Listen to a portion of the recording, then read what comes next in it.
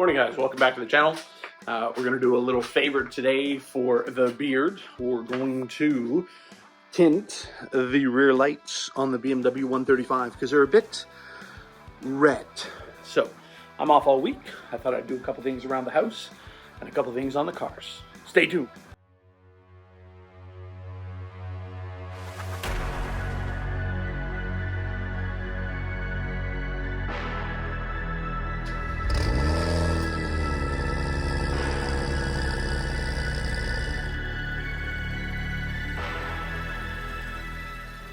Okay, so you need a couple of things to tint your taillights.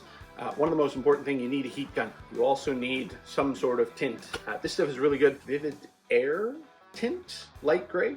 I'll put the link in the description below. Good idea to clean the lights first. Make sure you get a good adhesion, so any glass cleaner. So you need good squeegee, and then an assortment of knives and little kind of tools to get in the corners. But yeah, it's not that hard. Take your time.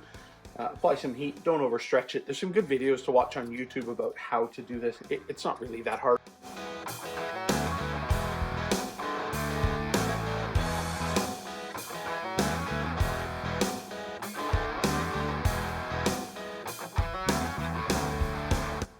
Once you get the tint on and you're happy with it and there's very minimal air bubbles, you just need to take a really sharp knife and then trim around the outsides, and then heat up those edges and just kind of fold them over so there's good adhesion in there, and then move on to the next one.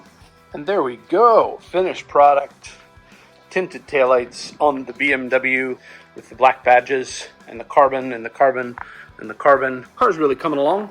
We have a couple more things to do to it. It's going to the track this weekend for a little shakedown. We'll see how that goes, and then we'll continue with the mods, and then more stuff coming for the Kia too. Stay tuned.